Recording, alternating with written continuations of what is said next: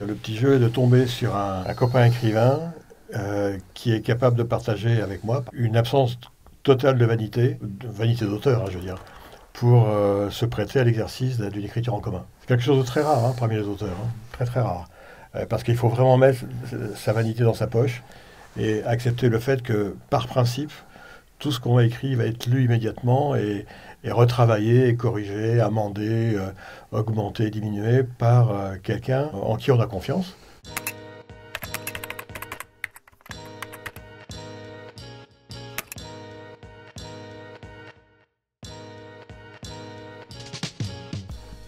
Ce bouquin, il a une grande nouveauté, c'est que je pense que c'est la première fois pour Gérard comme pour moi qu'on écrit un bouquin qui se passe en France. On était connus pour nos destinations lointaines, l'Irlande, l'Islande, la Mongolie.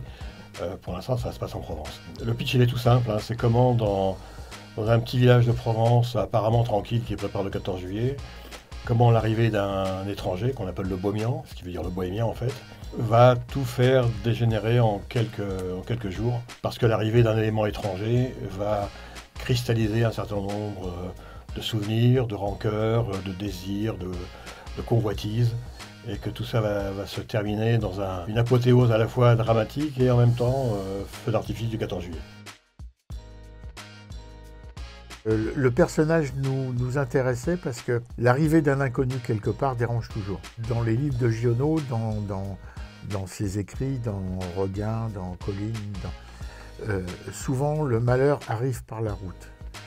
Donc on a fait arriver l'étranger par la route. Il y a un élément aussi qui est important, c'est qu'on situe l'action au milieu des années 50. Et à ce moment-là, la notion d'étranger n'a pas le même sens qu'aujourd'hui. C'est-à-dire qu'un bohémien, c'est juste un étranger qui passe. C'est pas un immigré clandestin, pas clandestin, c'est pas quelqu'un qui représente forcément le malheur et les disputes. Et ensuite, les milieux des années 50, c'est aussi une période assez cruciale puisque ce sont des gens qui ont l'âge d'avoir fait éventuellement l'Indochine, qui commencent à être impliqués dans la guerre d'Algérie, donc il y a un certain nombre de tensions, et en même temps, on est au plein cœur des 30 Glorieuses, donc on est dans une situation économique qui fait que ce village peut sembler à la fois complètement retiré de tout, et en même temps complètement dans son époque.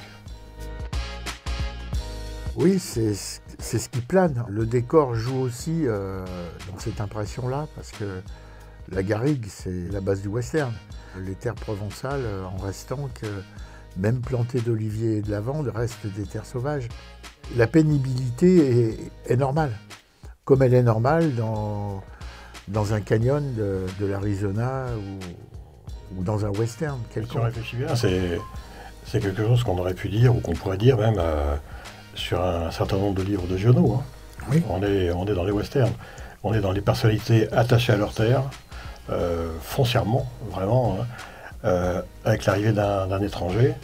Et c'est le contraste entre à la fois ce que l'étranger peut perturber et en même temps ce qu'il ouvre comme perspective, et ceux qui sont à la fois ou attachés à leur terre ou prisonniers de leur terre. Est-ce que vous voulez rester ou est-ce que vous voulez partir? Giono et Pagnol, c'est des écrivains de terre, c'est des écrivains de pierre, c'est des écrivains de chaleur.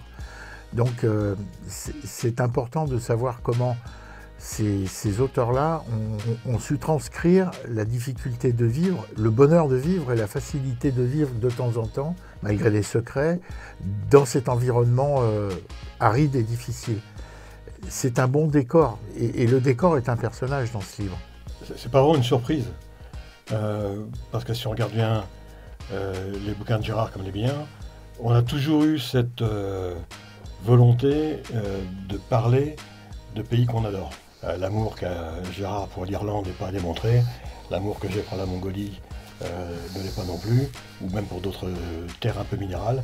Et donc on n'a pas été dérangé par le besoin d'avoir à parler de la terre. On a juste dû s'accommoder un tout petit peu, d'aller trouver les accents justes, les mots justes pour parler d'un pays qui assez souvent, ou trop souvent, peut être un peu caractérisé sous forme de carte postale. Oui, sans trop en faire, parce que on voulait pas mettre des notes de bas de page, on voulait pas mettre des traductions qui ralentiraient la lecture, on voulait pas mettre un lexique ou un glossaire de mots patois provençaux à la fin du livre. faut que ça reste compréhensible. Là, on a fait une petite marche arrière ensuite pour rester dans la Provence, mais l'ouvrir un petit peu à tout le monde. Ici, on a opté pour une technique qui était assez différente et un peu plus contraignante que les deux autres. On s'est mis d'accord sur l'histoire, sans faire de plan, mais sur l'histoire en général. Et on s'est échangé immédiatement tout ce qu'on écrivait. C'est-à-dire que si on écrivait 10 lignes ou si on écrivait 4 pages, on s'est échangé tout de suite, même si les 10 lignes ou les 4 pages concernaient en fait un épisode qui allait se dérouler dans 100 pages de là. Le deuxième principe, c'est que ce qu'on s'échangeait, chacun l'intégrait à sa version finale, à la limite presque sans discuter. Par contre, à la fin, on a tout repris, exactement comme on a fait pour le vocabulaire, mais on l'a fait aussi pour l'histoire. On a supprimé des passages inutiles et on a réinséré quelques passages qui nous semblaient nécessaires pour le lecteur. Oui, elle va continuer. Avant qu'on vienne vous voir, on était en train de réfléchir et de choisir des personnages pour un prochain roman. Il y aura sans doute une suite à Outaouais qui se fera un peu plus tard ou en même temps, on verra. Les agendas d'écriture de Patrick sont pleins, donc il va falloir caler tout ça en fonction de ses impératifs. Mais à partir du moment où l'idée est lancée, qu'elle est bien travaillée, qu'on est d'accord dessus, les échanges entre les deux se font plus facilement. Moi, c'est vrai que j'en ai 3 à terminer d'ici la fin de l'année. 2 qui le seront, j'espère, fin juin, mais un 3e un peu conséquent qui va demander au moins 6 mois. Comme le principe, c'était de changer de type de roman et de type d'écriture à chaque fois, le type d'écriture, on y est prêt par définition, et le type de roman qui soit différent du roman à l'anglaise de Souviens-toi de Sarah, du vrai roman d'aventure de Outaouais, du drame provençal du Beaumian. Je pense qu'on a trouvé un genre différent et on aura une technique d'écriture différente aussi.